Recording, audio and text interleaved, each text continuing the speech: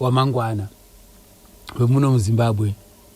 Uyezve nesu tisiri vaimbi tine zvimwe zvidzidzo zvine tichironhongawo ipapo handitika.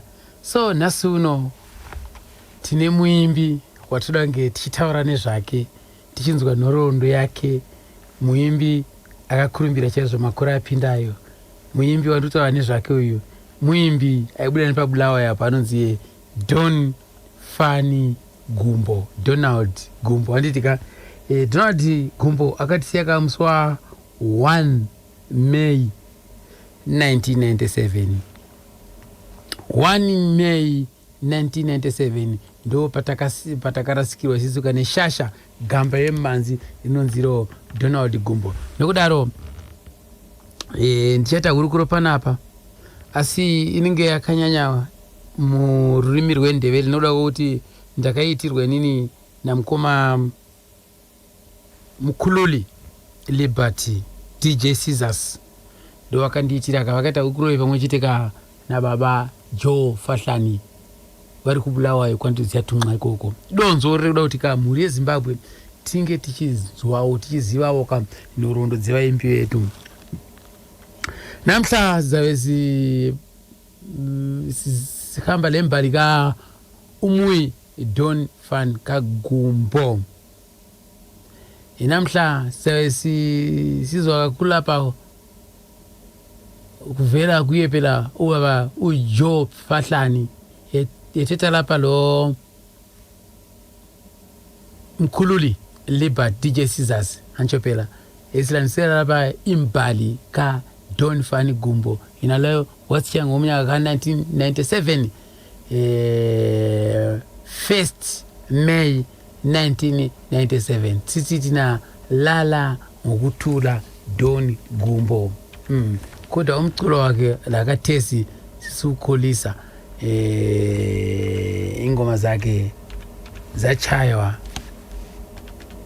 ngokunono sivili, so sisazikholisa thina lapha right.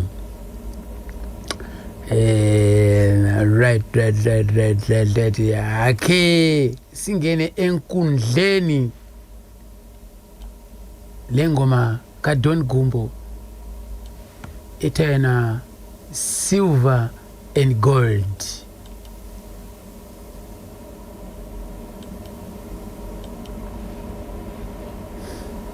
Right ukhanya ngathi lapha ifuna ukwala ukungena enkundleni mana sibone ukuthi singakuhambisa njani la, kuyaphumelela yini asazi.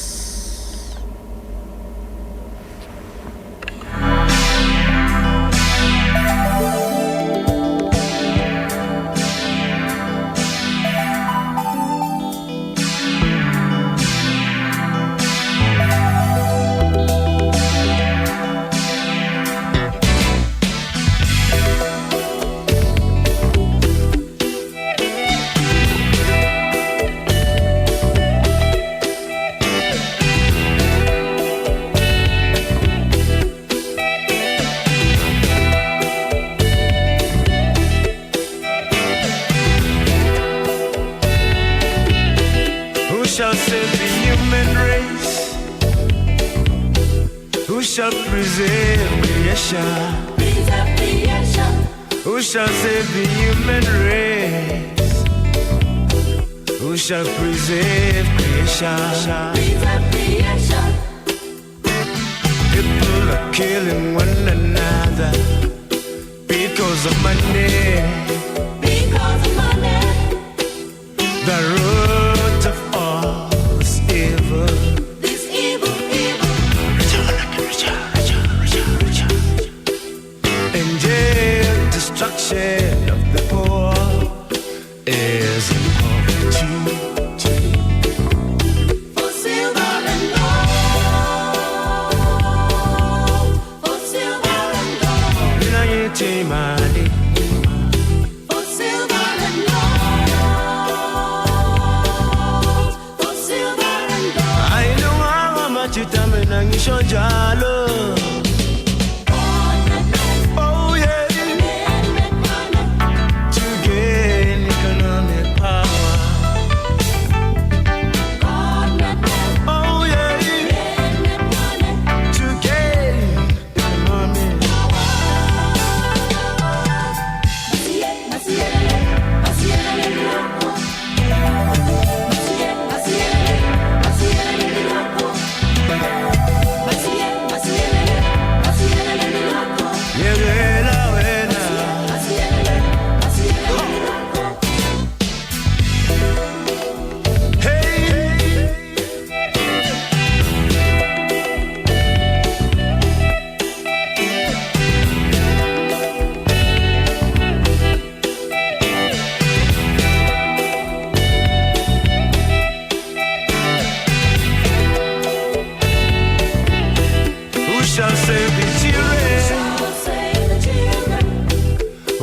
save the animals? The animals. Who shall save the children? Who shall save the animals? The animals. People can do anything for They money. can do anything for money. So much posturing in the jungle.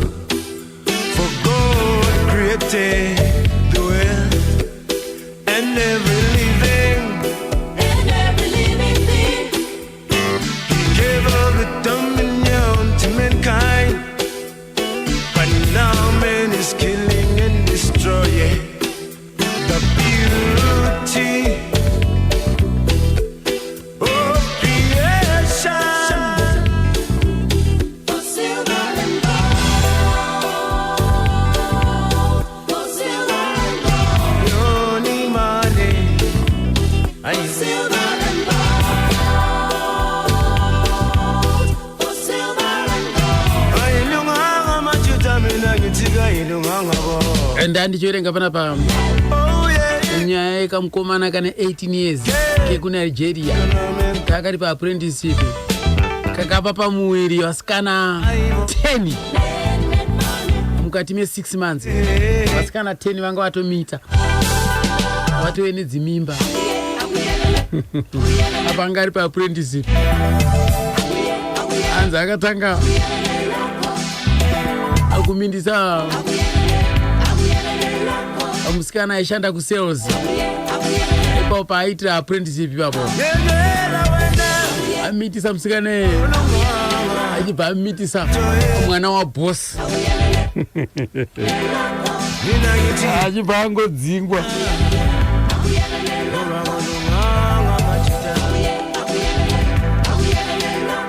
akabvanza uyo agarike nayo mudzosere kumusha hanzi paakadzokera kumusha achibva anomitisa vamwe 8 futi.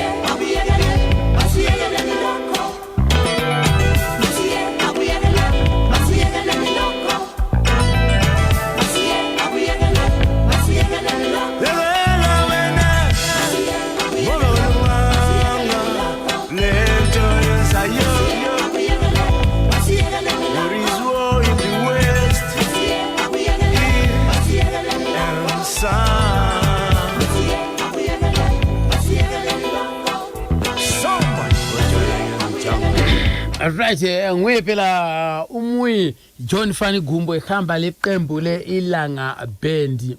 Ingoma ethena Silver and Gold. Kuthiwa imali yiyo impande yesono. Kanzi mari ndo mparanzongo, mari inezvivi. Ndiye kamushakabvu John Fani Kagumbo.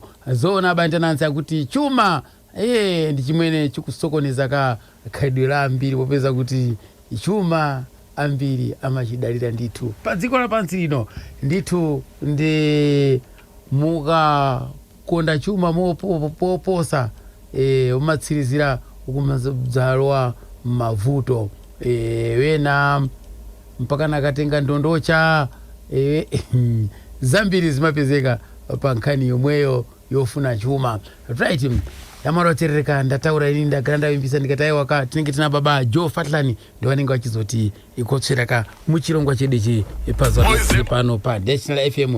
Ndokudaro regai tibva tangopinda naiwoka anyasingena sibize kundleni wava uJoe Fatlani yakhamba lo mkhululi Liberty. Yebo, mina okokuqala ngizalwa ngubaba onzala nguDaniel lo mama uAsa Ndlo. Mina ngingumntwana owesihlanu ku family of 7. Njalo mina ngazalwa ngo1957. Ngizalwa khonapha edolobheni la kuBulawayo eMpilo Hospital. Umfowethu uDon Gumbo sahlangana ngomnyaka ka1977. Mina lo mfowethu uDon Gumbo igama lakhe nguDonald Gumbo. Yebo, uDon i-shortcut esingangisi ukuthi i-shortcut. Ngihlanganela ngomnyaka ka1977.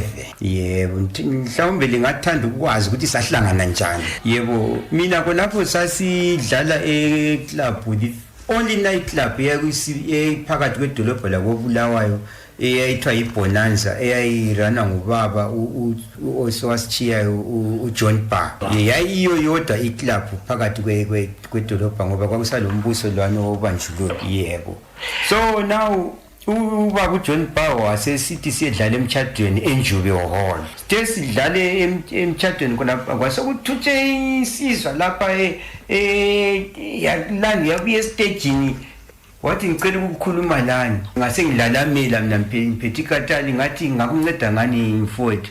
Wathi hayi nigama lami nguDonald Gumbo, ngumna wakhe kaThemba odlalile iFlipper. Ngizwe ukuthi kulabanye abafana abancane lapha abachaya iziginqo kumangalisayo, so lami ngithe ngizolikhulumisa mhlawumbe singalijoyina ukuhlangana kwami.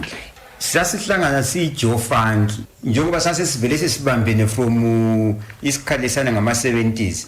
uDoni wayeqhuma emashasha lapha nevele eNjube ngenyawo esiza ngikhaya esizinda ngoba mina ngikhaya ubaba wayemvumela abanye engakhula labo babengavunyelwa ukuthinta amakhaya. Wathi bathi ayibona Joe dinga imaterial ama-asbestos ayetholakala ngalezo nsuku sayakhe sasithiwa ngama-ashram kade singathi i-boys khaya nje iqhiba labafana phandle ukwenzela ukuthi singazisadisturb abadala ngaphi endlini siqume endlini. So babevunyela abantu ukuthi babuye bezochaya. Omunye wabakhona kulelo qhiba lelo nguGibson Nyono wayengudrama welanga wachaya wangena la leqhibeni lo lelo labanye kodwa ukwazi waye kakhulu nguGibson Nyono.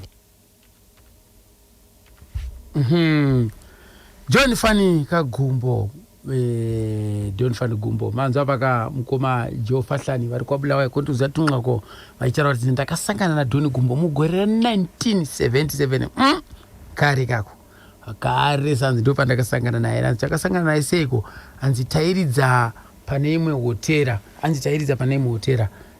panga pari pamuchato.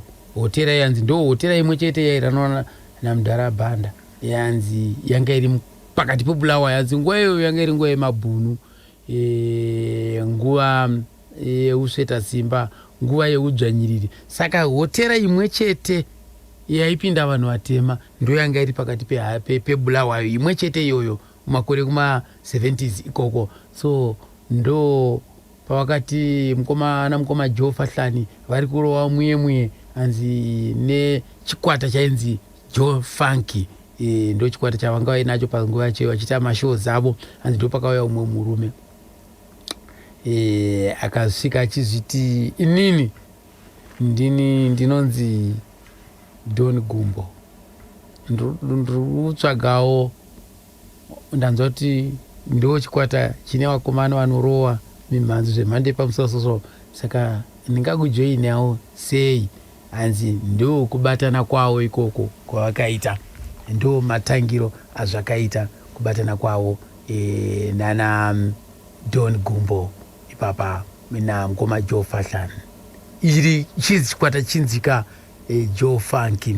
Zona banda nansi mwamba pato malemu Don Gumbo anayamba kuimba kare zaka za kuma 1977 atarowa kare ka munkani zamagatare ndipo vana kumana kandi bambo Joe Fatlani akuimba muina hotera imwe iri muBulawayo yomwe inali hotela ya anthu akuda pa nthawi ya utsamunda pa nthawi ya ulamuliro wa utsamunda mbulawayo momwe ndithudi ndi atafika mnyamata Don Gumbo anaona anyamata basi ali pa stage akukwapula magatare ndi mpaka anapempha bambo kuyankhula ndi bambo Joe Fahlani kuti basi nanenso ndi chidwi kuti ndikhale ndikulowa mgulu lanu la magatare ndiona ndi achinyamata omwe ndilusula pamwamba pa nkhani zokwapula nyimbo ndiye ndikupempha ndiye basi ndiye kukhala kumana chita nawo kuyambira gulu lawo likali la Joe Funky.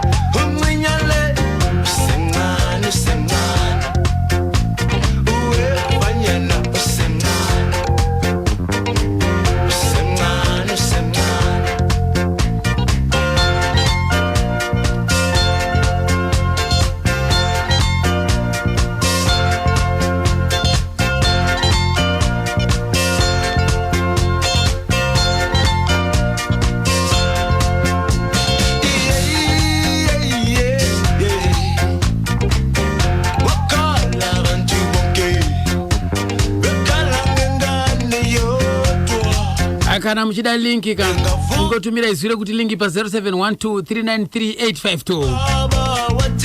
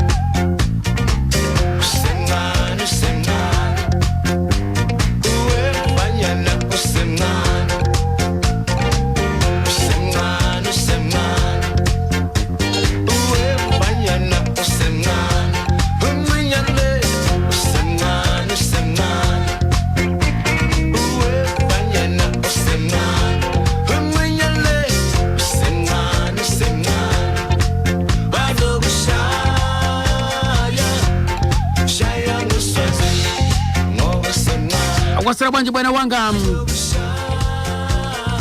Daniel Masaiti echipiwa Gardens pa marontera hapo wose waranzoka Richard Daura makuru wanu wasira bwanji bwana wanga na wensoka Peter Nyeredzi apa mazowa hapo azikenda bwanji afanika nzenze amalume bwanji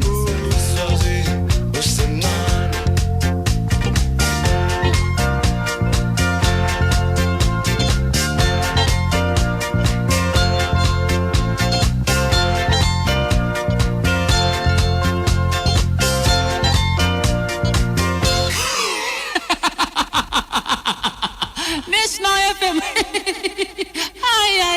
National FM, the one nation and one station. National FM, the one nation and one station. ake siqhubeke phambili lembali ka Don Gumbo isathi sisuka kuJoe Fund lapho kwaba le kulento eyenzakala yaba liphutha ngathi kuhistory yethu.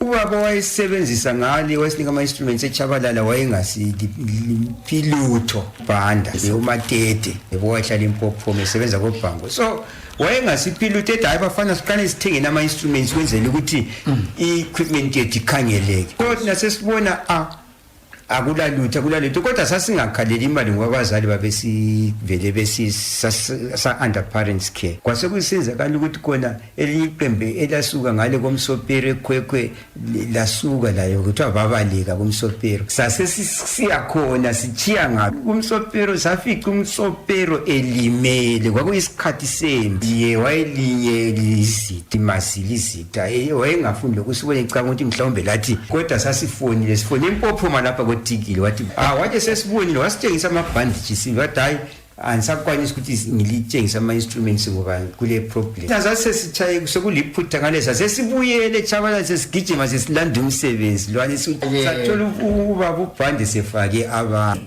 sesikhumbula ukuthi sayengana njengoba sasingisabancane lathi sayengana sathi hayi amakatalana yiwo sasiwathenga phela la sesiwathatha amakatalana sahamba lawo ngikhaya ubhanda-ke wasesibophi kuyi-Rosen Founders eka 79 the first black Major Street kusabusa uMzorewa the first black prime minister izwe loleli kwiZimbabwe Road sangena kodwa saphuma ngesikhala senality ngoba kwathwali ngabantwana abancane njalo futhi ngama-juvenile hanzi vachikwapayidza paipe neJoe Funky vakomana ava hanzi vanga vasingatambiriswi vanga vasingapuhwe mari nekudaro muridzi Mr. Banda mudara Banda ndokumusha kwangu anga singafaniri kudaro mani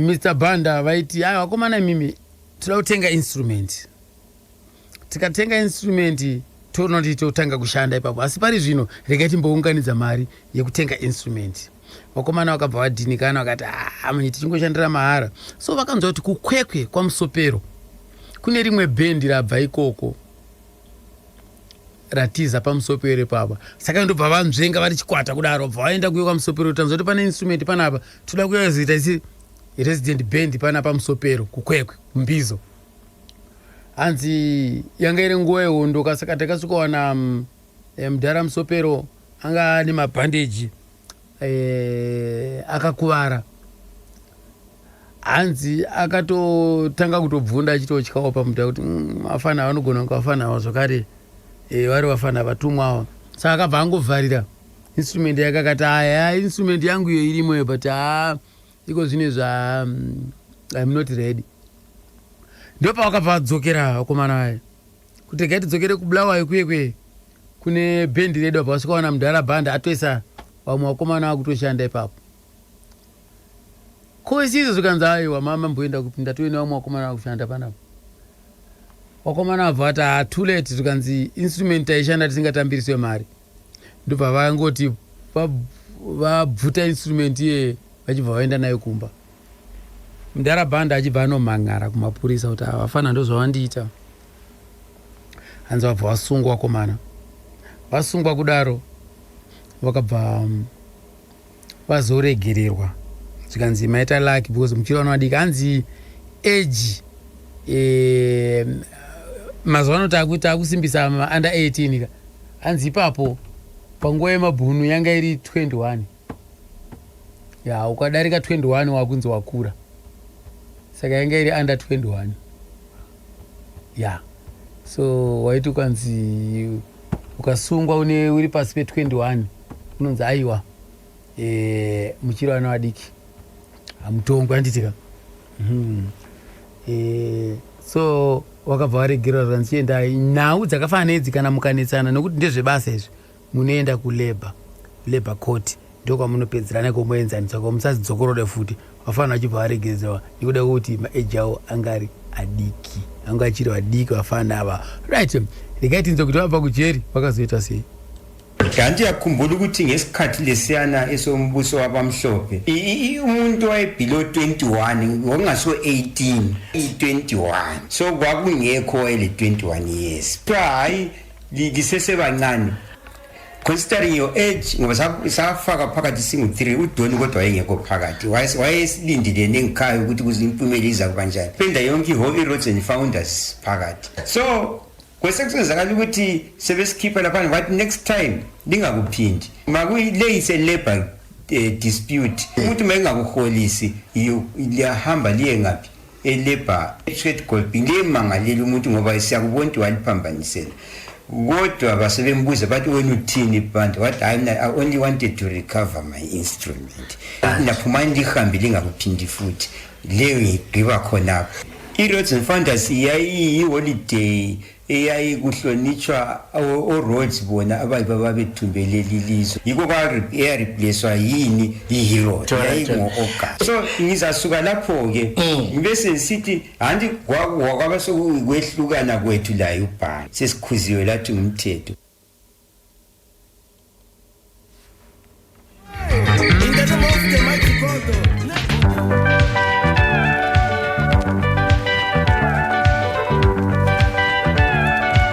Akwasera seko Mary Maki na Judith Zijaya Judith Ziyaya anzi tipa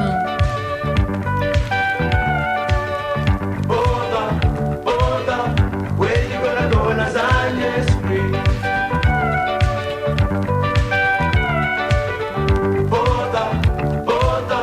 What you gonna do on Azania Street?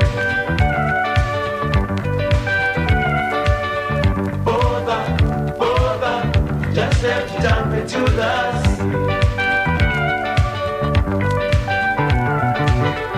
I just wanna tell you something. When you're safe and shine your shoes, time is running out for you. Where you gonna run? Where you gonna hide? What you gonna say? What you gonna do? If so, dance into the sea. Yengu metana bota. What you gonna do on Azania Street? Don't Gumbo. Palidieti panoto napo kapana Mary Maki na Judith Ziyaya anditaka chibata chimutizo so. Avari seko gogo. What you gonna Gogo Patuma Msevenzi. Anamdara Msevenzi palidieti papa. Apa Drummond bwana wanga bawasira bwanji weyo.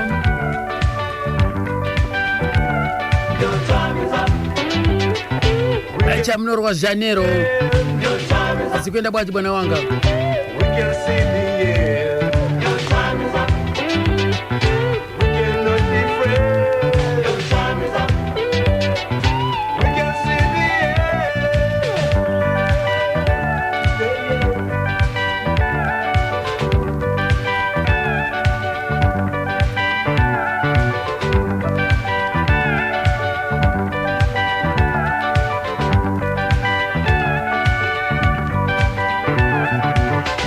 I just wanna tell you something, so let me speak my mind. We cannot go on wasting time. Nobody wants you now, nobody cares. How can this bring you peace of mind? To run to the rocks and into the sea. There won't be room up in the sky. What you gonna do on Azania Street?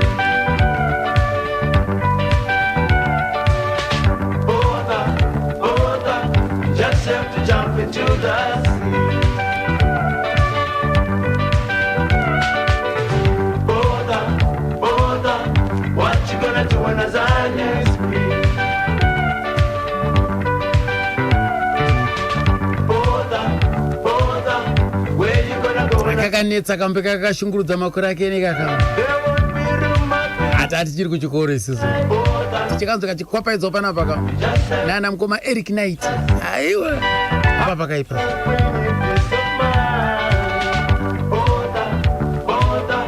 what you gonna do when the Zion is free?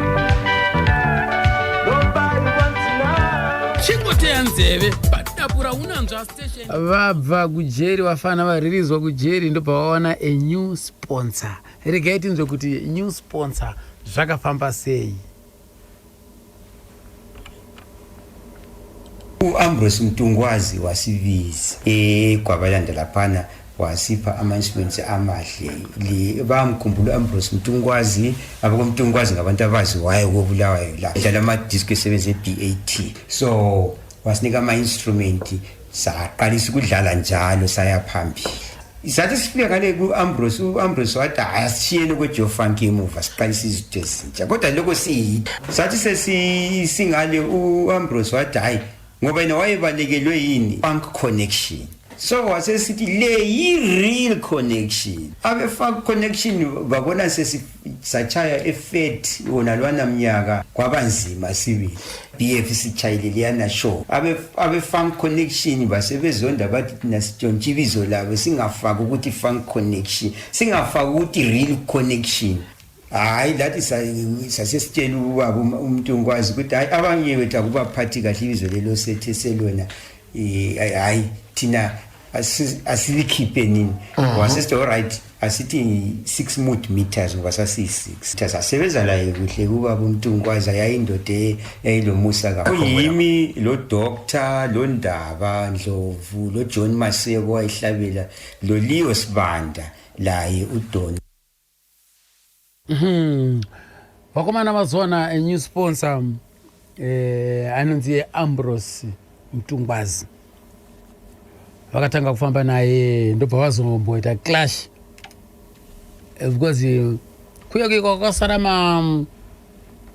ma-instruments kuye akavasungisa uyoyo vakazoita clash ivo vakasara vachizviti Funk Connection ndorangari zita ravo avo vachibva vati sezvo isisu takabva kuma real connection kuma Funk Connection kuyo rekaiti zviti real connection real connection vakomana veFunk Connection vaye ndobva vanetsa zvikanzayo muri kuvhiringidza zita redu isusu hamufaniri kuzviti connection imimi connection tisu chete panapa saka vabva vazviti haurati saka nazvakadaro takuda kuzviti the 6 mood meters nekuda kwekuti ivoka vanga vari 6 saka vakabva vakatanga kufamba ka nezita iroro rekuzi the 6 mood meters right.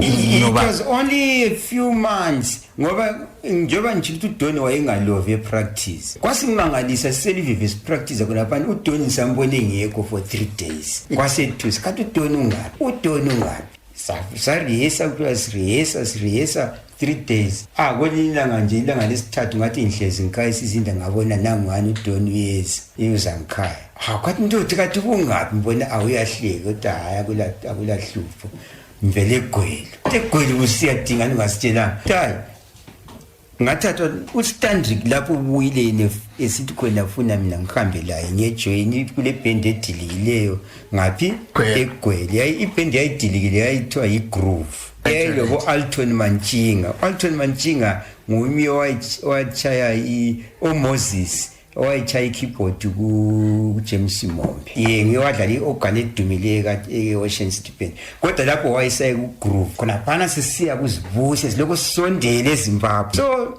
sases uDoni wathi hayi mina ngalile ngathi aSandrika soza ngiyomule mina kuband yami ngapha lamajitape lami ayisila problem so wena susithathe mina ngedwa la uStandrick nawe ephuma kuHosana kwanzi Don Gumbo angari munhu angasingarove ku practice aida basa zvakaipa asi zvakazoitika kuti rimwe zuva Don Gumbo akashayikwa pamepo kwe3 days. Hanzi vakomana vangoramba vachingoita marehesals avo, vakazomona Don achiuya zvake uyu. Kunza ndikoyongori kupi zvikanzi ndaenda kugweru uko murume anonzi Standrick angaida kuti ndinojoina rimwe bhendi ranga raparara ikoko, bhendi rinonzi The Groove. Saka ndaona ndaendako but ndaona haasi kuita, ndikati haisi tagara tine bhendi redi zvino mukada kungotora inini ndega hapana zvinobuda apa, bheta ndidzokere kune chikwata changu. Ndo madzokerero akaita paDon Gumbo, adzoka zvake kuchikwata chake. Right. Regai tinzwe panapa kuti ilanga yakazoumbwa sei. Tola lavana vasalayo kugroove kwasekubuya le igenga yethu levela kobulawa. Sesithe sesikhona ke umnumzana onguye sponsor kwakungu Isof Makore, onguye oyirana i-yellow bus service ayigijima between Bulawayo and Gweru kusiya khona le Harare, fleet of buses. So with a better sponsor, more powerful sponsor, hayi sesisuka ku-Ambrose. Indaba ebizwa futhi yasihlupha futhi ngoba tani vele siliqembu i6 meters evele kwani hamba lo Don Gumbo laba igroove ulabanye baba abasebesukile. So lapho kwathiwa right yini lisilandileyo siqhubekela phambili sigig groove nasala sathi hayi asisoze siginywe yini lani. Yikho ke manje ubaba uMakore wasesithi hayi zwaningi bafana lonke ngiyalithanda kulamuntu ozalahlekelwa ngumsebenzi la, ahle sidilize konke senze umtshado omutsha la. Nanini ibizwe elilivumela elingasilo groove elingasilo 6 meter lokho kwesimutsha sokuphelile chiyani kobulawayo lana kwe groove chiyani sokuphelile selingenye into entsha dingani ibizwe litsha. Yena uStandrick Zwaranyika owayengiwalanda uDon wahle wathi mina ngicabanga ukuthi sithi Ebony, wayethe Ebony kuphela. Lapho sikhuluma late 79 sesingena ayikwasekungu uma early 80. So sathi Ebony akula aliliba hayi asilo libe liright kathi ngalisolelana. So ubaba uMakore andozita Yusuf Makore ngumuntu owayevele elokholo lwesimasini. Wasesicela lami ku-Eda sasesivuma ngenxa ukuthi la ngubaba phela ozosigcina emzini. Ucela uEdu uSheki. Akona uSheki lo ngwesi-Arab.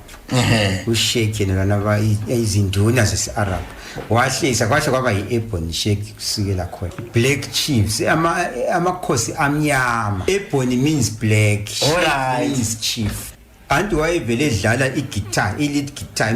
Manje khanya mina ngidlala i-lead guitar, ngidlala i-guitar. Sasisithi omunye wethu kumele edlala ibass. Yena ngamxwayisayo ukuthi kungangcono udlala ibass. Noma manje abantu abaningi abakafiki ku-standard kaDon Gumbo ukuthi abantu abathandi ukukhuluma nasengikutsho kathesi noma khathesi akula bass guitarist odlala umculo wona lo ochaya njengoDon Gumbo abakafiki ku-standard yakhe. Ngikutsho mina la.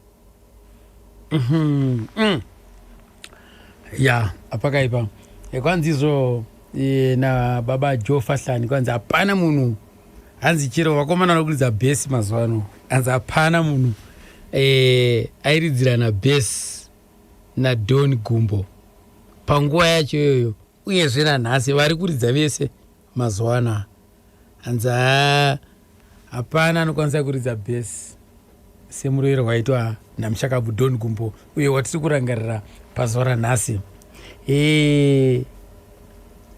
Right, chikwata chakabva chapfuurira mberi. So nokudaro chakazoitika ndechekuti vakomana vakazonyengetedzwa kunzi na Standrick Zwaranyika wabva wanyengetedzwa kunzi aiwa mimi chingobatanai nevakomana veThe Groove vamungoita bhendi rimwe chete. Right, panzvimbo yekuti iwe Don Gumbo utize udzokere kubulawayo kuna vakomana vako. So zvakazoitika ndechekuti vakazowana a new sponsor, saka vanga vakubatanidza magroups ari 2 The Groove ye neiri yana 6 meters yana Don Gumbo. Saka new sponsor uyu ainzi Yusuf Makore vakomana vanyaya yezita vakabva vanetsa manje. So vakomana vegroove vaingati aiwa imimi isi tagara takazotozisimbira kudhara, saka imini ngouya mungopinda mugroove tongoti groove. Vabva varamba zvikanzi aiwa zviite, hatingamboti isisu the groove moda kutimedza, isu hatiite izvozvo. So nokudaro pane new sponsor anga ane mabhazi, mayellow bus aibva kubulawayo achiuya kuno kuharare, anonzi Yusuf Makore. Yusuf Makore ndiye akabva taura ati imimi zita renyu kuti 6 mood meters siyanai naro, avawawo rekuti the groove siyanai naro, tsvagai zvinyowani, tsvagai zvinyowani, tsvagai zvinyowani. So ndopa vakawana zita Stendrick, ndopa akabva ati alright chingoti imimi Ibon, ndobva ratambirika zita iroro rekuti Ibon. Ibon zvanzvirwa kuti utema. So sponsor yakabva ati imimi hanzi sezvo aipinda kereke yechimuslim, vatungamiriri vakuru madzishe kuchimuslim according to Quran, vatungamiri nepachiarabu vanoshedzwa kunzi masheikhs, mashekh, SHEIK, right. Saka iye semunhu aitenda kuchitendero chechimuslim Yusuf Makore akabva ati chingoedhaiwo right kuti sheikh, saka ibva yanzi Ibn Sheikh. Ndo chikwata che chamaimbonzwa chechi chainzi Ibn Sheikh chakambonetsa chokwadi kuma early 80s ikoko, kuma 81 82 ikoko chakanetsa chokwadi chikwata ichocho chainzi Ibn Sheikh, chine kamwe kambo kainziko celebration, ende chokwadi kambo kako kakanetsa, hapana anopikisa.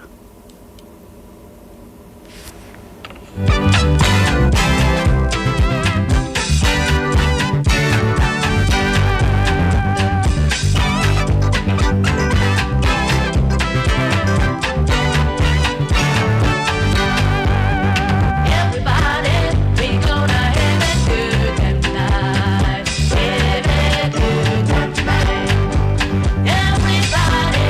gonna celebrate.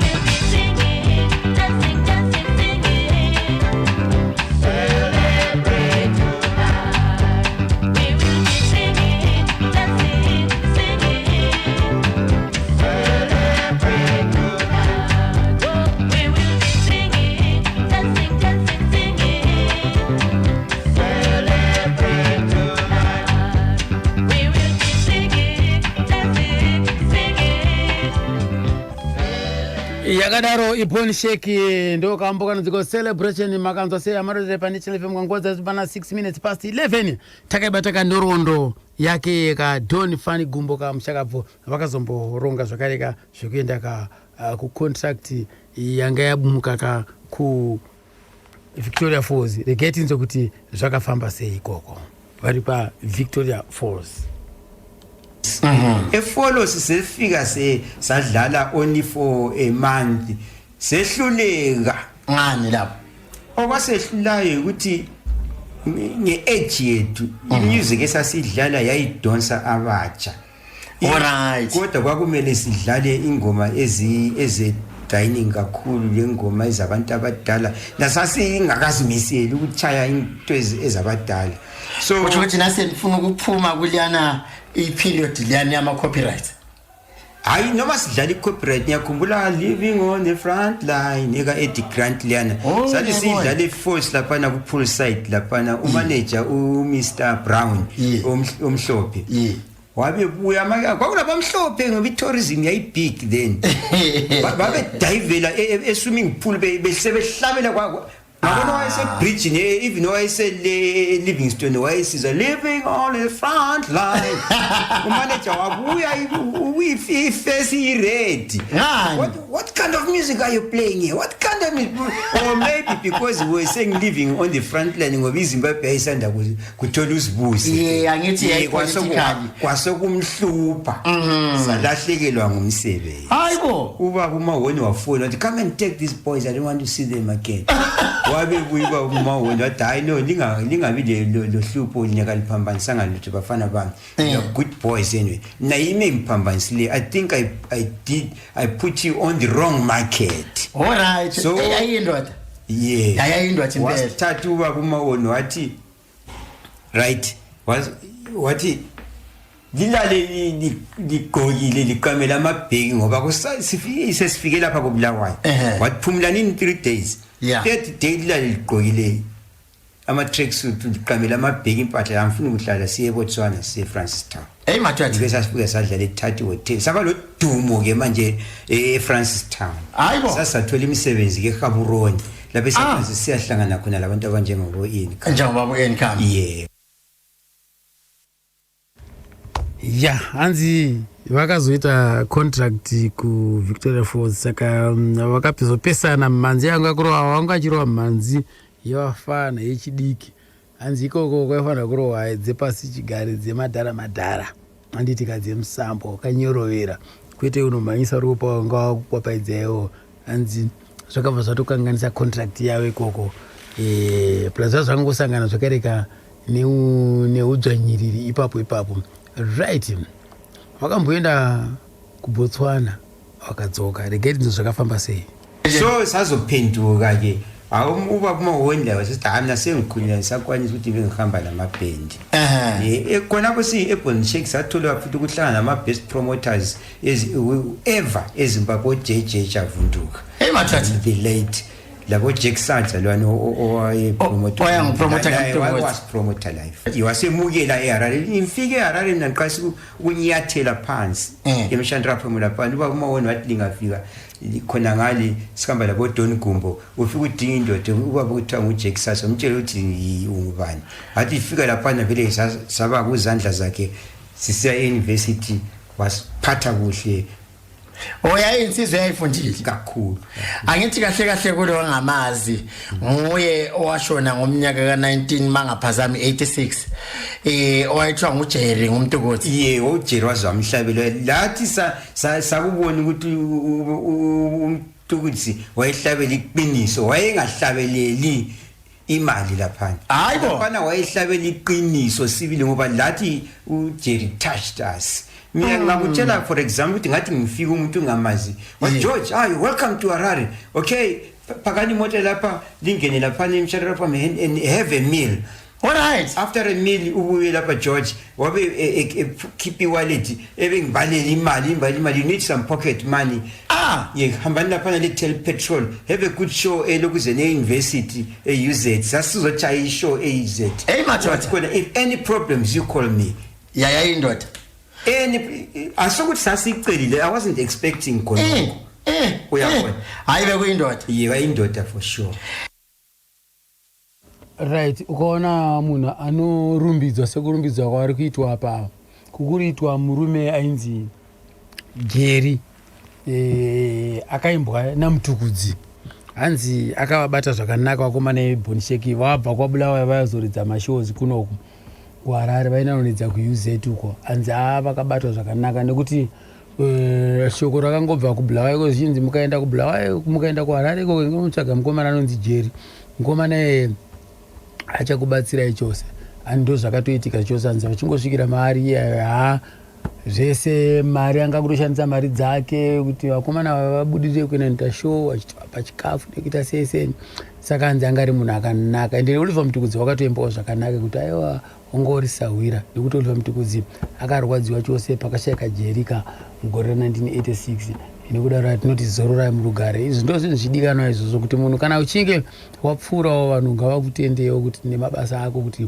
unenge uchiitira vamwewo zvakanaka kwete ngoramba uchingozvitarisa iwe pachako wega utarisewo vamwewo vari kutambura kunze uku kuti zvakamira wani zvinenge zvisina kunaka izvozvo right.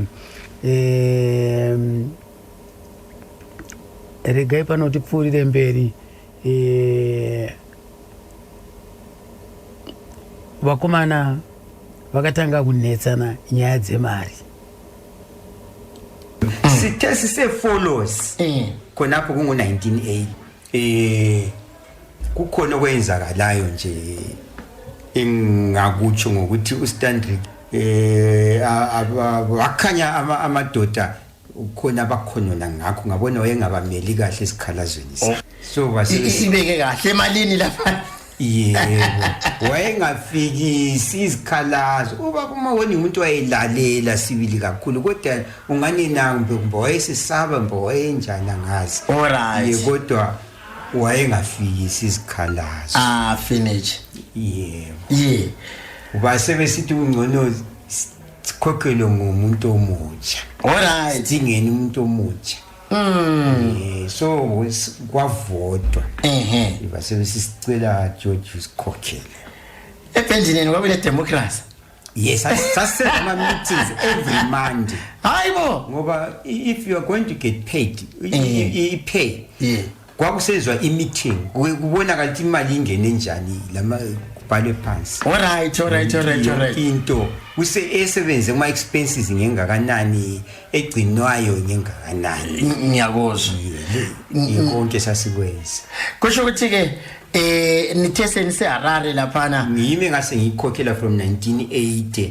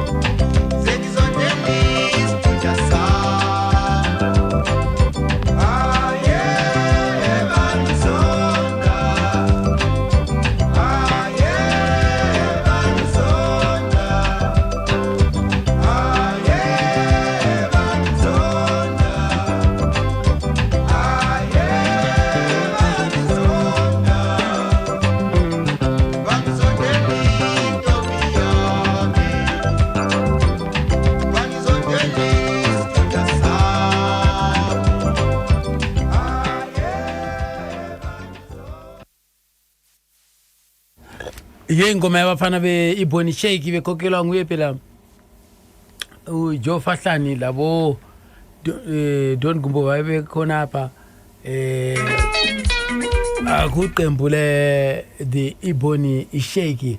Ake siqhubeke phambili lembalika Don Fani Gumbo rekethi nje pana paka ukuthi zvakazosangana sekona na Andy Brown nokuti tozoti Andy Brown ndio wakazoenda ko wakanomhanya ilanga vapa mujeti zvakasangana seiko tinze pana pakupa kuna baba Fahlani kwaze kwafika u85 uAndy Brown usebenzile lo Themba kuSabhu uAndy la isikhule sonke uAndy ufunde eBGA Founders la uAndy ukuwahlala eChabalala 79 wahlalisana labo Blondie Austin onguye wayehlabela kithi kuJoe Funky ngani la ekukhuleni kwakhe kwakungani kulokukhathaza ukuthi izimuli yeso la waya ngokwazana ngeziginci la waphephela ngapha kithi wafunge Founders la eKhabe kusembelengwa kodwa ezigincini uzifundele ngapha sithe sichaya eTrines ngo1979 si mood meters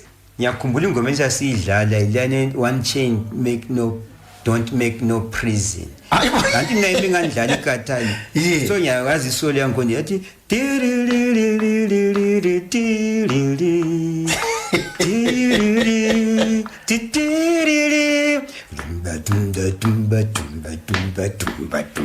ngudoni lo uAndy Brown uyabafwaqavuna ikatali kaDoni kugcwele abantu begcwele so abeBGA wayicavuna ehamba le one of the best guitarists who ever came also from this country uGaby Green use-UK wayekhala noma ngumlongo wayekhala okay lo Andy behamba lo Andy uAndy wana wathi hey fuck you guys man you playing shit music stop playing manje silendoda eyayibizwa kuthiwa nguSgodini engingamqamba ndawo wayetrainer ikarate kwasekusuka kubili laphana ke kwasekuliwa chaya uAndy ngobabili noGaby Green hayibo sasuka sibaleka eTrines ngendaba yena le sachiya amakatali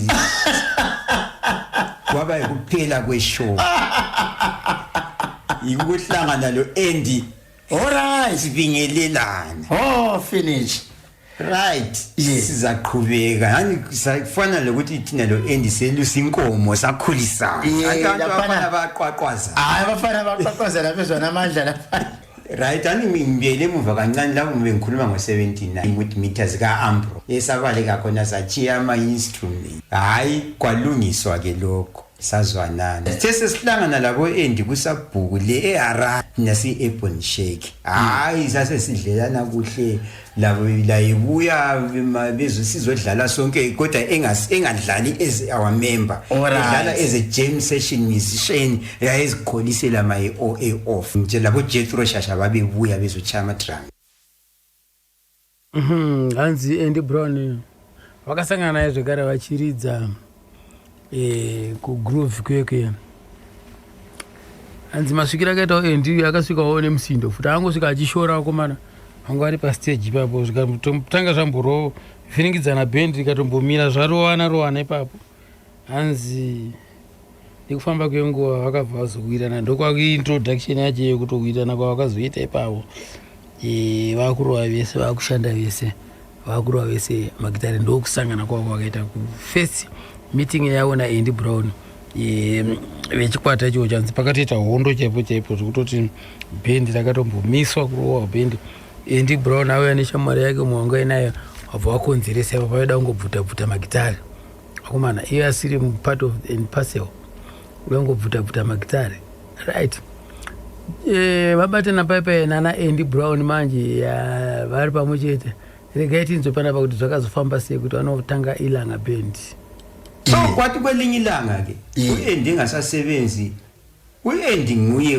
umuntu uyifounder uimuted out ilanga band yes credited to uAndy Brown kanjani ngiyakwazi I know so yabunjwa nguAndy ungamuze ekhuluma esithi kulomfana lapho utshaya keyboard umfana omncane omlungu utshaya keyboard esithi Keith Ferguson. Keith Ferguson lapha isikhalisana sichaya lo comrade Jing sibe 2 umagomborero be 2 kubatana be 2 and babe 2 so ulokuzeni uEndy wasekhuluma lo Keith ukuthi singabumba iqembu kwase kusiba lo Bacchus uBrian Paul owayedlala ku Michael Lanas wasebuya yena efuna futhi uDon lami sibabili mina ngiyanelisa ukudlala ikeyboard ngikwamele ngidlala isecond keyboard ikhiphe chain mina ngasesta no Don akusoze kwenza ukuthi sidilize eBonny Shek wona qhubeka kodwa uDon wathi ngiqonqise wathi vele ungabulala eBonny Shek mina zasola wena watsho njalo sibili wanjiyela umsebenzi ubona nje lokho ngiqhubeka ngayo uthi ngiyamhlonipha right. John Gumbo akava asiya John Gumbo wakabva wabuda na Andy Brown vachinova mpaka chikwata chawo chikwata chawo cheIlanga regeti nze pana kuti kubuda kwakaita John Gumbo bafahlani vari kutudi ngoba uDon kuphuma kwakhe ku group wasichaya wasichaya so ngase ngifita in uLot Makamu eMozambican alright oyidlala ibhaso kumangalisayo owadlala wathatha isikhundla sika Don nguLot Makamu alright eMozambican ngiyakuzwa wayedlala ibhaso okumangalisayo kodwa kwakusokuba nzima ukuthi abantu bamamuke yabona ungathwa ungena isizahlabela phanathi kuhlabela khona uMahlathini kuba nzima mina ngase sidayi madoda asibiyeleni ngobulawa sisezani la nganisalanda kuzosema singasatholi kuhle so kuzasihlupha sibiyeleni se revamp alright sabe sibuyela thina babone lapho ngo85 khona 85 sabe lesephose 86 sase sibuyela le sesiza lapha ekhaya sizolungisa ikho ngase ngibuya mina sengilo le girlfriend yami engangiphila layo manzo kapo Joe Fahlani hanzi Don Gumbo akanetsa ku replace kwakhe ngoba uDon kuphuma kwakhe ku group wasichaya wasichaya so ngase ngifita in uLot Makamu eMozambican alright oyidlala ibhaso kumangalisayo isikhathi lesanandi ngikale ukuthi bahlala bengama kungamadoda wodwa lapha right ubusi wayesasebenza labo fanya na Dube le jobs combination alright yebo so antu zakuthola ukuthi khona ilanga yaqine sithola isponsorship under the same company uJob Kadengo alright umuntu wathuthukisa ilanga kakhulu waba lesandla ukuthi ilanga ithuthuke alright enguye futhi umuntu oyesponsor iJob combination enguye futhi umnini weclub iJob now ubaba ubusi esefikile lapha angithi sebebambene lo baba uDon Gumbo ilanga yabanjani lapha thina right ubuzile wathi ubusina wangena njani bantu ubusuve ubuye ngemva esezojoina sokudingakala owesifazana ngoba ngichile ukuthi kwakungama amadoda bangamajita nje wasengena yena later wena abantu babe record stepping yena wayengekho laphana isikhathi ne record lana uSithembeni na waye ku Jobs alright isikhathi usana babe recordeza kodwa ekujoineni kwakhe laphana umlamu wami ngibona sibili waba isibane alright waba isibane selanga ngoba ngingakufaka ngaleyo ndlela mhlawumbe la ubona ngiyakho indlela hayi kathi ngathina ngithi ngumlamo wakho vele kahle kumele kubeke ngaleyo ndlela uyazi ukuthi zingakuphethe ngumlamo wami sibili kodwa iqiniso liqiniso ngoba kuyasetshenzwa koNcube hayi akasetshenzwa koNcube hayi fakadlo lapho phela wena sesidle ekhaya lapho kahle ukuthi hayi kungaphethe kodwa hayi ngiyakho kodwa lakho futhi hathi umlamo sibili umlamo wami sibili Umlamo wakho mampela. uyasebenza Mhlambe- uyasebenza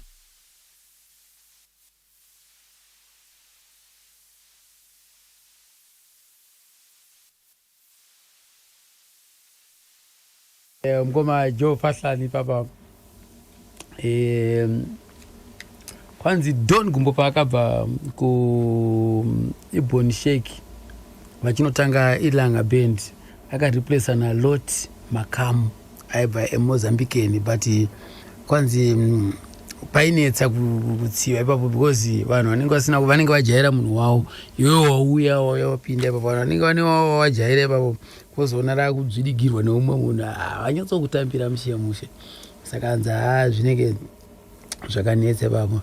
Joe Fahlani wari kuti anzi girlfriend ndakava negirlfriend yangu yandiri kurarama nayo kwanzi ihanzvadzi yaVusi Ncube muningina mukoma waVusi Ncube anonzi Sipatisiwe Ncube ndina nhasi tori mudzimai wake wamukoma Joe Fahlani. Aiwa zvinofadza chose kubva nguva iyoyo nanhasi vachiri vese ndisharai chaichai.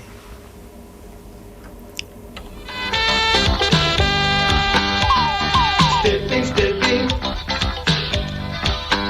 with my baby. Sticking, sticking, stick together. Stepping, stepping with my baby. Sticking, sticking, stick together.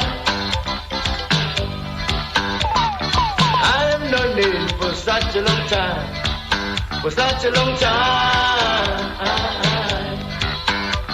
We've been together for such a long time, for such a long time.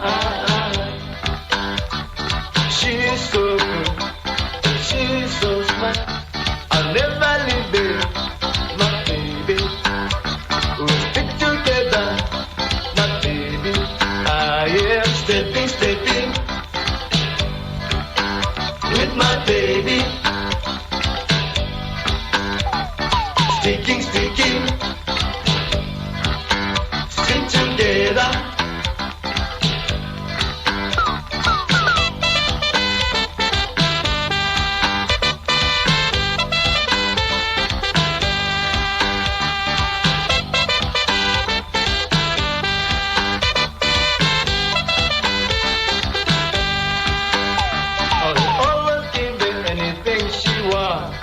Anything she wants out of my life, I'll never leave her, 'cause she's mine. She's mine, oh, oh mine. She's so fine. I'll never leave her, my baby. We'll stick together, my baby. I am stepping, stepping with my baby. Sticking, sticking, stick together. Stepping, stepping with my baby. Sticking, sticking, stick together.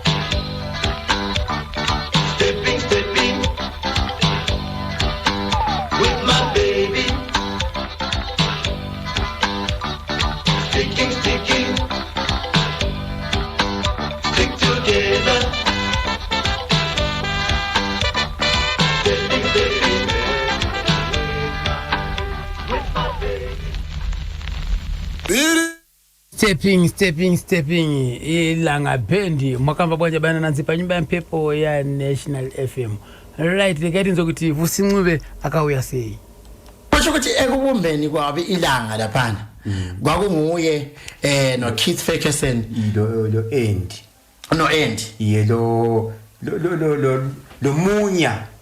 Oy Missing Roots oyedlala ama drums. Brown oy Missing Roots oyedlala ama drums. Omunye lo wayengwala ekhaya. eLondon was a Jamaican. Yeah, we waqala waba ngudrama wabo. So leli gama lokuthi munya leli waliletha ngenxa yokuthi wayesengapha. All right. Yanto bona bathi bebuya ngapha bazinika amabizo angapha bakholwa ukuthi vele badabuka ngapha eAfrica. Yebo ngoba ngiyakhumbula kulomunye futhi wathi uJabu Hobe. uJabu uTrevor uJabulani. Yebo babalahla amabizo ale bathi singabantu abanyama suzi. Qhubeke lokho sibizwa lesilungu amabizo eslavery. Sibe sileke ama rasta now yawazi. Yes, so umunya wakhetha ukuthi ebe ngumnyarathi. All right. Kodwa wasichiya wathi ngumunya brown. Okwenzakala laphana bathi sebeqalisile ku recorder I was stepping with my baby yabaqala ngayo anti. Yeah. Kwangakabi le official announcement kaDoni ukuthi sechiya ngoba wayelekisa dlala lathi. So sibuya ngapha ekhaba nje sizwa ukuthi uDoni siwachiya iqembu. Hey machathi. So sahlala meeting athi Don lapha into azisamanga kahle la. Wona a very important member kuqembu. So kade sabantu ungamahungahunga ukuthi wena usasebenzi lathi. Sesingubona futhi la kuma i-fan base yethu isingani sidilika. Ngoba sekhangela le revenue ithi sisiba phansi because abanye abantu bathi mhlawumbe ibendi eBonny Sheki sidilika. Siya split. Ngoba ubonakala wena ungasekho. Usubonakala ku TV. All right. Abanye.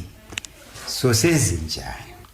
Yiko savumelana khona ukuthi hayi kungcono ahlame la kumbe la. All right. Ngapha la nga. Ngiyakuzwa. Savumelana. Ukukuhle kungaliwanga. Hayi kuhle sibili. Savumelana eQueen's Hotel eHarare. Sakhomba Hanzi yakanetsa pa Don Gumbo waenda uku wafuma yao ilanga bendi wakuya kuna kwanika kwese ombomanya kuji Boniface Shake omboenda ukachiwanika ari kwese zvakomana kwabati apa kaizo zvakutoti vhiringidza sisi vanhu vakufunza kuti bendi ridakaparara saka iwewe kana uchida kuzokuenda sarudza kwa uri kuda kana uchida kugara tiko kuti ngogara tikuoregedze kuti vhiringidza kunoku saka ndo zvakazoitika zvacho Don Gumbo akabva azonza achibva wangogarira tikoko uchiregedza kuuya kunoku because zvakunzira confusions kumafans vari kuona pa TV mavideos vari kuona uri uko kuzokuona kuti uri kunoku vanhu havazonzwisisi mushemu chepanzi tanzwa nemutauro kuno kana achingobvunza kuti asi akasiya here basa hanzi pawakanotanga ilanga yawo umwe airidza madrums ikoko ndi Munya Brown wakauya muno muZimbabwe ine chikwata che The Mist and Roots. So iye ana kuda kudzokera kwakabva asara ari muno muZimbabwe nekudaro ka Mist ndiyanga kwaridza ka madrums awo muchiri kuyengerera here Mist and Roots ndo yakarowa kambo akakanyorwa zvakare naye Munya Brown kakashaurwa naye Munya Brown kanonziko Wandering Wanderer.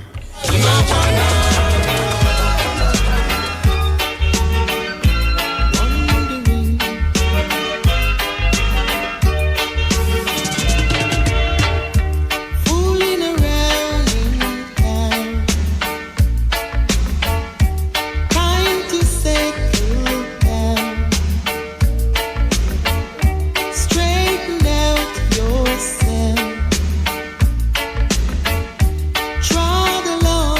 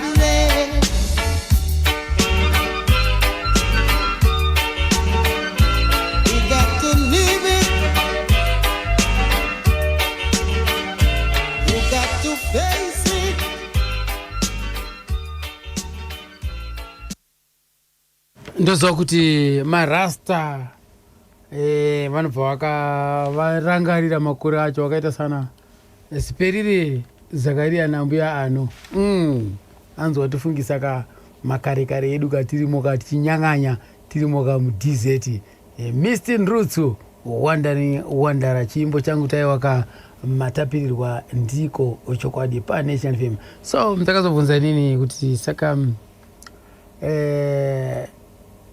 mukoma vakazotsanangura mukoma vabvunzwa na Liberty Lupahla DJ Scissors kuti ko hunhu hwake mukomana wanga wakamira sei. Hayi uDoni wayengekho kulwe, uDoni wayeligwale kulweni. Kodwa emsebenzini wayesebenza kwama. Indoda lana yayilokuthula. Ngitsho ngiyokwezandla physically wayenga violent. He wasn't a violent person. Wayengumuntu wayelomusa. Kodwa umusa wakhe wongathola kuphela ungamnika nje brown box. Sopa wayengafuni izinto zakhe. Kodwa angahlekelela ngaba relaxa, wayengaboleka yonke into. Hayi nokuthi hayi wayengasonta igijimisa kodwa nje singathaba lathi sike sitha lesebe. So sasikwazi ukuthi ngayibona sehlekele sithi nathani kulapho siza kuthi phela kunike phela. Ngoba wayimpondo kayintshintsha sasithi sasamnika ibizo nickname sathi ngundebele. Kurukunzizo anga asiri violent ngoma anga ari munyoro chaizvo asi chaiwanza kufarira mukampa green bottle aiwa doro anza airida chaizvo anza aiwa aibvanyatso kusunungwa kana nyaya dzaitsva ipapo asi chimwe chinhu chainetsa paranzi kuomera hanza Don Gumbo anga ari munhu akaomera keshi anga asingaburitse akakatopiwa zita rekuti impondo kaichinjwa kwanzi pondo haina chenji haichinjwe right nekuda kwekuti anga ari munhu akaomera chapungu chaicho right regai tizwe panapa kuti zvakazosangana sei iwo vakomana veIlanga na Don Gumbo and Brown na Comrade Chinks zvakasangana sei. Irangu bendi manje iyo yaiva zani lakwaya handiti tibva tapinda kubva tabhabhatidzwa murufaro nevanhu kuti ndiyo inonzi kwaya yevanhu ndiyo vandinakidzwawo nemhanzi dzataiburitsa Ben Miller wacho aibata ndiye akabata lead keyboard ichibva ibatwa naKeith Ferguson. Saka zvatakazoita manje takugadzira bendi irori and Brown na Don Gumbo vakabva vauyawo vaine pfungwa yavo yeIlanga asi vari tu kwakubva vauti kwakaenda kwakarekodwa mukomana anonzi Comrade Chinks ndiwati wandorekodherwawo kubva vauya kubva atoita label yake Ben Miller uya kuti one world record yaiva ine star ndakati isa star yemabhazuwa yedu yecommunist vangu isazira vari ngori nestar paraund apa vauyawo vavatoburitsawo rwavo rwainzani rwekutanga rwuya ndakukangana vanozi star renteve Don and End kwabva vaona kuti testa apo bhesi reapo ka leading neuyu haasi kuda kunzondolida zvakanda kugara kustudio Ben bhesi rangara kudzwa nani Don Gumbo ndiye muridzi webhesi lead and Brown keyboard Barrel of Peace kwakubva tazongotsvaka drama saka drama watakatanga kutsvaka Mistin Roots yakaya muno payakaya muno Mistin Roots pane vakomana 2 vakaramba kudzokera wanakirwa neZimbabwe no vakanakirwa umwe wacho anonzi Munya Brown taimuti Brown ndiye atakabva tatenga aiyeyu wechirasta apana ada kunyora Roger Positive ndiano vanogona marege traya testa wirirana naye ndipaya Munya Brown indi on the drums kwakubva tatodhonza yatova Barrel of Peace saka Barrel of Peace plus Ilanga ndio yataita show yedu as same people two titles mimi kana makurova dzenyu Barrel of Peace ana Don Gumbo yakurova Ilanga anonzi Barrel of Peace dzatanga Comrade Chinks manje Chinks Barrel of Peace ipapo saka Barrel of Peace makarova dzipi nedzipi dzese vana nerudo vana munhu denga nenyika vana zvikomborero vana marching together vacho vana Roger Confirm kwaya nedzimwe dzandisina umboziva kuti dzakazoenda kuti dzisina kutomborekodha dzandaichi rufu mhandu hururu asi tairidza stereki mumashows umu.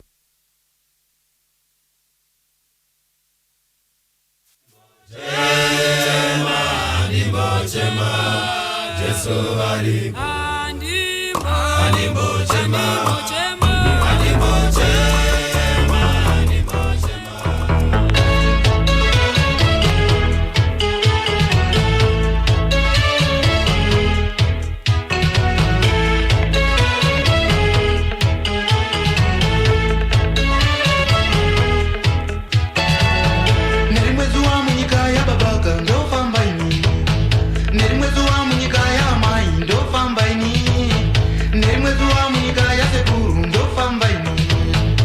zvakadaro hanzi naJoe Fahlani hanzi mukoma Andy Brown vakazosiya zvakare kuilanga kwekwe vakusiya naDon Gumbo vari vega.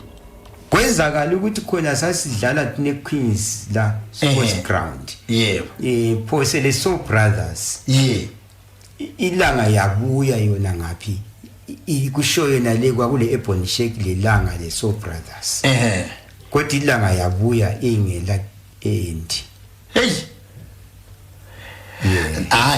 ingala guitarist Baphahlani ukushilo wena wathi umfowethu Don Gumbo wayengumfana wakho neqiniso ukuthi kukhona akutshela khona yebo kukhona ngicela nje lokuzulu Doni wasebuya after ishow liyana la esize ekhaya wabuya kuna 100 Main Street osokuyiBlair Center because asiriyesela khona alright wabebuya ikansa ku first floor mfowethu rila na wathi liqhuba njani liqhuba kuhle la sengikhuluma la ukuthi kathi dot kuhamba njani yes so ngijayela kuhle so imcizo umculo ngijayela kahle sibili kodwa manje ikhanda leke ndiyachisa manje angazi ukuthi ngamhlaba injection but azwisise manje ngikathi indaba ukuthi akhala dijana kadizwisisi manje kanti yikho engakutshela khona hayibo kodwa nawo ngibese ngikhangela yena umna wami ngoba ngangimazi ngichilo andibani ukuthi wayengalolongi amazwi into esesingathi ngesilungu diplomacy yayengekho lapho wayengayisebenzi wayekutshela nje abafana bathi 99 ngoba ngiyakwazi lami ngazitshelwa zabaningi empilweni yethu kodwa mina ngiyakwazi ukugama kuba le shock wayengumuntu othi mawusebenza laye umna wami uDon Gumbo wakumele uqala ilungisele ama shock absorbers ngoba wayengakhethi ukuthi wena ufuna ukuthi kulunge hayibo yebo mabengitshela abantu ukuthi uAndy wapheka aphi guitar yakhe bechaye kwenye show eHarare ngoba bama bakhuluma something ngabona kukhona kwajikelana amazwi lapha engakwazi ukuthi bajikelana ngani ngoba ngangingekho uAndy wathi wapheka igitha waphuma kwahle kwawe kuphela kwabo khona kuphela kwakhona so ngakodwa ngokwazi kwami mina wami amazwi njalo ngingatshela futhi labalaleli ukuthi yabona empilweni umlomo uyakha uyadiliza awulisho liphinde uyakha uyadiliza zafakaza ukuthi inkosi uJesu yakukhuluma ukuthi kungenayo emlonyeni akulahlupho okuphuma kuwo umlomo inkinga isibe lapho okulenkinga ngiyakuzwa yebo so masikhuluma simele sikhethe amazwi njalo futhi mawuza ukukhuluma ufuna ukuthi uncedise omunye umuntu ukuthi ube phambanisile qala amazwi wakho uwafake isawudo uthi ewamukele awakhwabithe fana lokuthi ungamuntu kade si liberty ngakunika inyama eluhlaza ngingafakanga isawudo ungayidla na lutho yebo faka isawudo ukuthi kwamukeleke wehle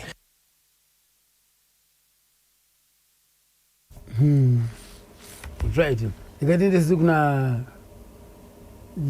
comrades Chinks vachitiudzawo sisi kuti asi dai ende aripo aiti aida kuzozvitaura ende ndinodaira kuti aida kuzozvitaura kuti takapani pavakandiitira kamwe kanga kasiri right ngekuti kutaura chokwadi kunze kwepalive ngekuti vakanga vaitopuwa mari dzavo kaipapo nevanhu pakundoti atinde ndapractice manzika atienda ndorekoda musi wandapuwa date recording vese mwaenda kublawayo mwaenda South Africa kubaba wakumana maita sei wozoya uda unditsvaga undinyengetedza tazowana show hapana zvange zvangoitika sorry next time na usi akazenge akoptwa for vocals kuNdebele uko next time the same thing vadaro ndopandakazoridza ngorimba ndakavachita ndinyo manje ndapuwa ndiri wandorekodha Roger Confirm makapractice nawo ngorimba ndandisina havana kuiziva Roger Confirm wakairidza Roger Confirm ndiyandiri wandorekodha neZMC naTimon Mabaleka ndatopuwa 2 days vakomana tiri kuenda kamusuwe muzvizive tabva kushow yedu zvakanaka taridza takarowa uchinhoi uko takadai nekuku nemunoton tichidzoka kuno hati chindoenda ikungi ndakamirira musi waiwa musi wetuesday ivo manje havachadi because pesi pataisvika kumaniku vanhu vese vanenge vachitsvaka comrade chins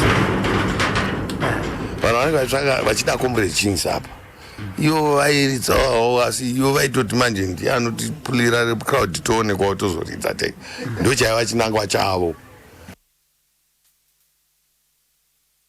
saka vanzvenga kairi kechitatu ndikati musi wandanzi ndindorekodha roja vakarega kuuya vakomana vari kugara vachinditamba vandagadzira handida kutaura kuti aiva nembira kunoku nekwaya nei vandarowa nembira dzangu nevapfana vekunoku batai mbira vaubata vari vairi vandarowa manje ngorimba manje nchigadzira ngorimba isakangomako kangoma woshounza kuno wazona vandatoona kuti ndagadzira album apa ngorimba vatati hande undorekodha ndaenda vakomana vaya havana kuuya ndikati vafana garai muri padhuze mari ndasiyira mudzimai ndikati kubvawo apa kuma10 nendatozviona kuti havana kuuya mouya imimi ndiri ikokoko ndakatogara ikoko ndishamwari ipa navaya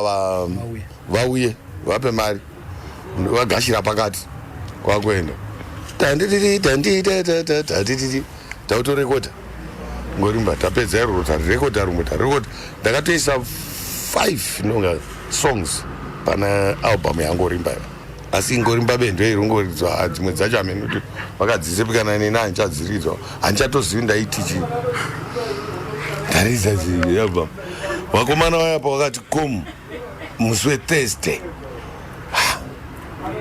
thursday iyoyo manje ndori kupona vauya kava kuitira kuti kune show bedzi tatiri padhimandi isikaiteyemari izve tinongomudzvenga tichiti awo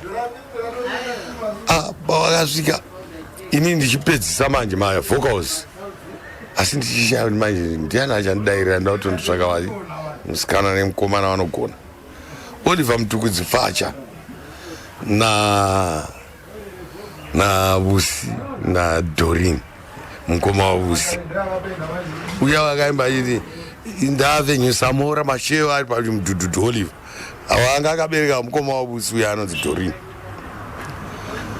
ndikati ndo ndinayo panapa ingondidairireyo zvorira zviri panangori papa ndivusi na Dorin na Oliver asi vanhu havazizi ndinakatotanga kuita naye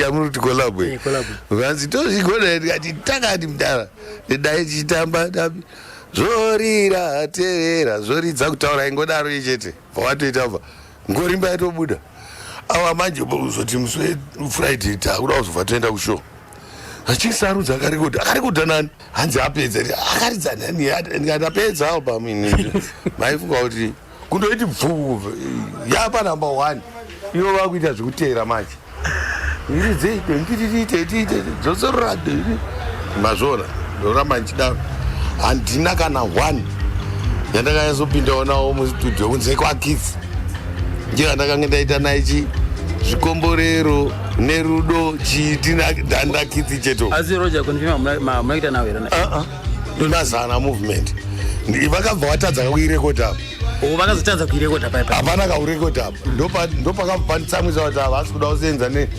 ndaziva ndataurwawo nevakawanda vanzi vari kudaka mbiri yako yekuti vanhu vanoda komrechinsa asi ivo vachiwanawo kai yekuti ilanga because ndo vanotanga ovhura kavaita skate and race ndochizotsinira apa vanga vangaro vafana ana ilanga vachipenga kusada vaiva nekakalaba asi aida kutaura izvi zvandiri kutaura ndiendi but ndaidzwana navo zvekuti asi ivo vainditorerawo ndisingazive manje kusvika ndataurwa ndikati hadhenga kakomana zvamuri kuita izvi hamusi kuda henyu kusenza neni its okay hatiregerei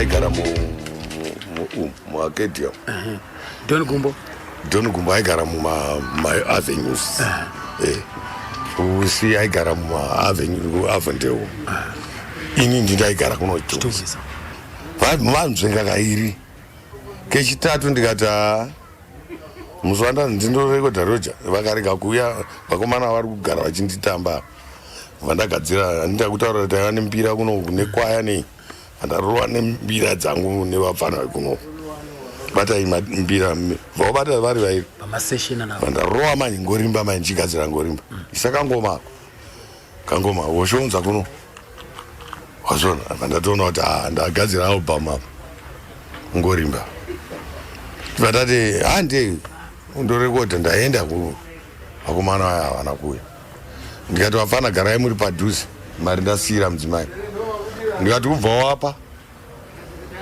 kuma10 nendatozviona kuti havana kuuya mouya imimi ndiri ikokoko ndakatogara ikoko ndichamwari ipavana vaya vauye vape mari vagashira pakati kwakuenda tautorekodha ngorimba tapedza iroro tarirekodha rumwe tarirekodha ndakatoisa 5 nonga songs pana album yangorimba iva asi ngorimba bendo irongoridzwa dzimwe dzacho hamene kuti vakadzisepekana neni handichadziridzwa handichatozii ndaitichi ndaridza album vakomana vayapa vakati kom musi wethursday thursday iyoyo manje Dori kupona vauya kava kuitira kuti kune show bedzi because tatiri padhimandi isikaite yemari izve ndinongomudzvenga tichiti awo pavakasvika ini ndichipedzisa manje mavocals asi ndichishaa manje ndiani achandidairira nda kutonditsvaka musikana nemukomana vanogona Oliver Mutukudzi Facha na Vusi na Doreen mukoma wa Vusi uya vakaimba chiti indave Samora mashewo ari pamudhudhudhu Oliver awanga akabereka mukoma wa Vusi uya anonzi Doreen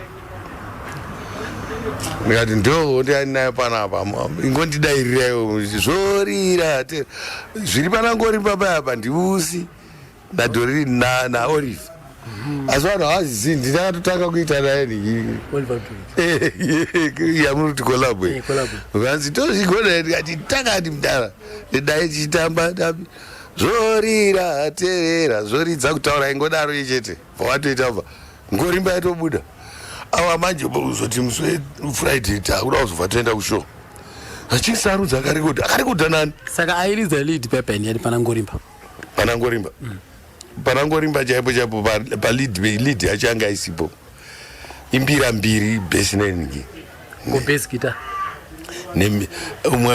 akaridza mbira yekutanga mbira ndiani vafana vepanhingirikiri amuchazima zitawo asi ayo ndinovaziva Thomas nemukoma wake umwe wacho isileti zvino Thomas ndiye asara mai vekuandadzira vanogara iyo muchakwandikwa murewa asi imba yavo iye mukuru wacho the late manje takaenda tese kuhondo ndiye airowa mbira besi uyo achiridza lead Thomas uyo pedzi takaenda tese umredi airidza besi aitoridzana na Max Mavhumo muB mukuhondo is comrade besi is late also ndiye akaridza besi ririya riri panangorimba riya bimbambamba yepedzi ya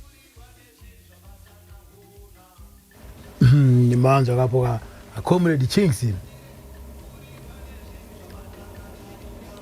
ameno zvakaburana manje ndine na Doni na Chale uya manager uya ndange ndaenda kumusha ndichidzoka inza ndakatokanda mudenga kuti anchadi kwaita sei zvikanzi anga aitopopota Chinks muri kutadza kumubata seri zvakanaka imi tozorambira nhingikiriri Andy Brown anza ndo zvanga aitotaura ndo yanyanya kupisa plus yani zvaka akasi anga achisenzesa kustereki iwewe namuri kundiita sei ndizvo yandaitaura umana aureti atiregerei ureti usakaziwa kwake Busi was a talented apana tatogadzira ukateerera unonzi genuine love is all I need from you baby true love unotonzwa kuti magitara andako muzvichisa ndongo yacho taigadzira nerudo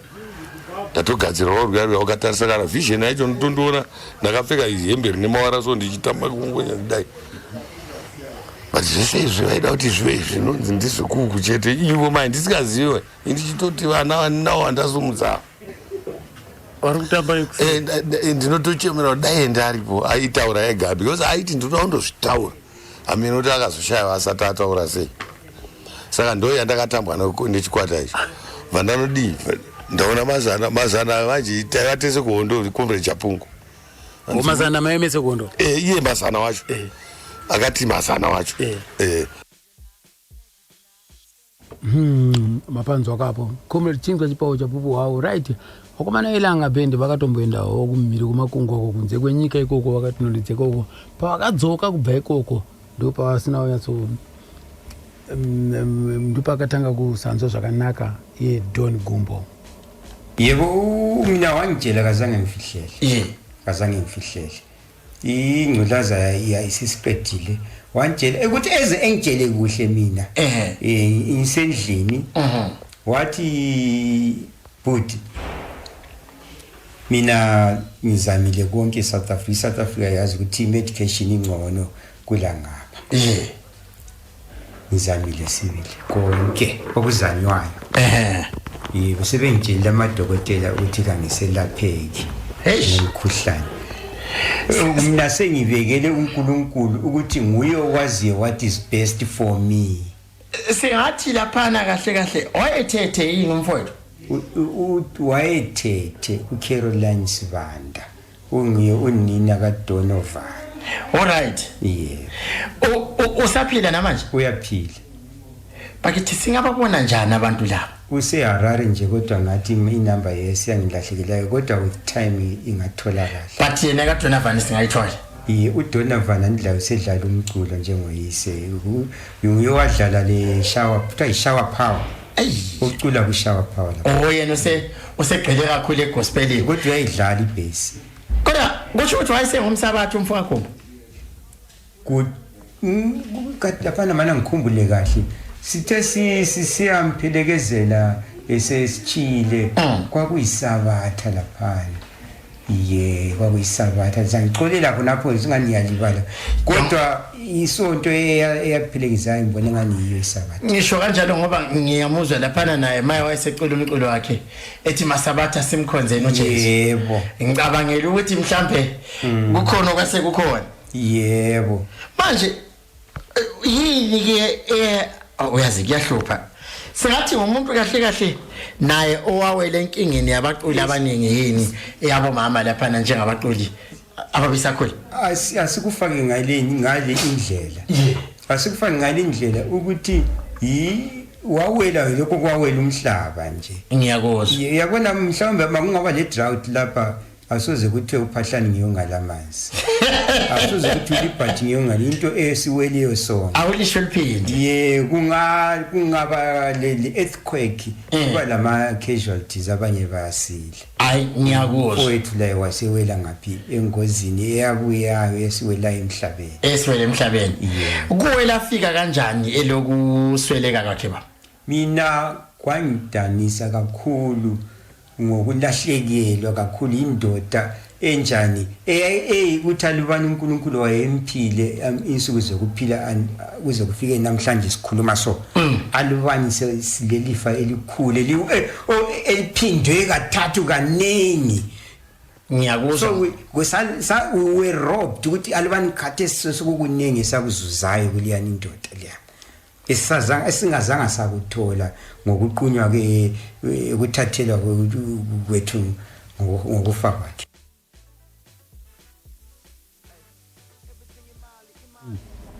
hanzi Don Gumbo wakatanga kuzorwara baya asi wakakwanisa kududza pachena achiudza mukoma Joe Fahlani kuti inini ka unozwa ndaedza chirwere chandibata ndaedza kuSouth Africa unozwa ndokune mishonga iri nani kudarika kuno asi ndakaenda kuSouth Africa kusvikira vana chiremba kuSouth Africa vakataura kuti aiwewe haucharapiki saka ndaedza nzi ndakungomirira zuva raMwari chete nekuda kwokuti chirwere changa chapinda chirwere chemukondombera nokudaro tinotaiwa zorora murugare Don Fani Gumbo DJ Caesars azobvunzawo zvakare papa kuti ko asaipinda savadha here zvikanzina koma Jofahlani chokwadi nokuti patakaenda naye kumakuwa kunomuradza ndoitungamira ikereke iyoyo zvikanzina DJ Caesars because inini ndiri kubatanidza nyaya idzi ndinonzwa nepakambo kake kanti masabata chichikaikayo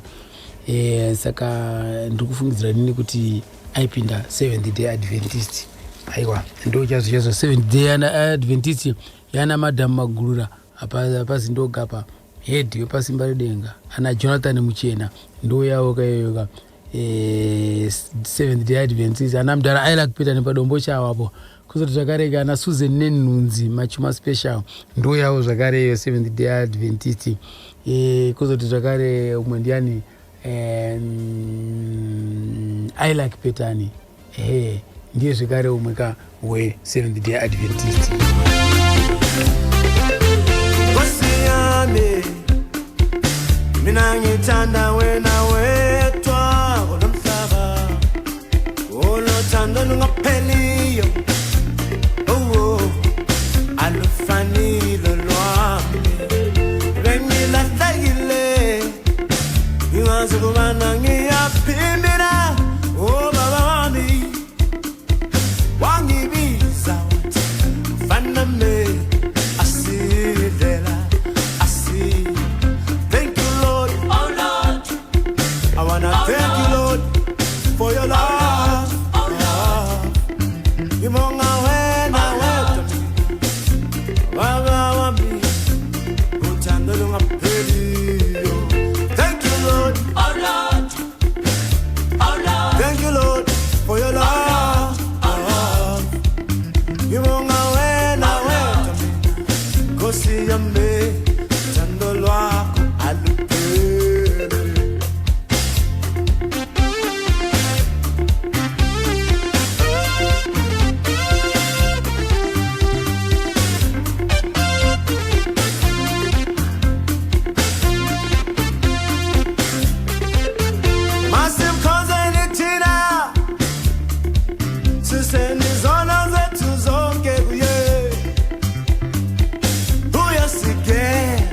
Asithambulule sisale simfomeke masabat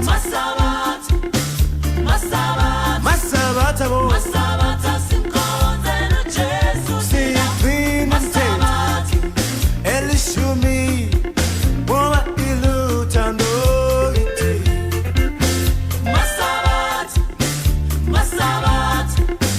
masabat simkhonze noJesu siphina mthetho elishumi ngoba iluthando lithi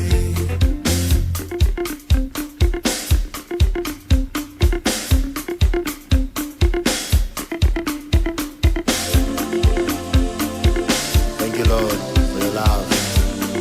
Thank you, Heavenly Father. ndofunga maro tiri matapiro akani nhorondo ya Don Gumbo kam Lord of the summer. akati changore 1997 ka 1 May ndoti zorora ka murugare Don Fani Kagumbo ari kukumbira kutenda Mwari thank you Lord Don Fani Gumbo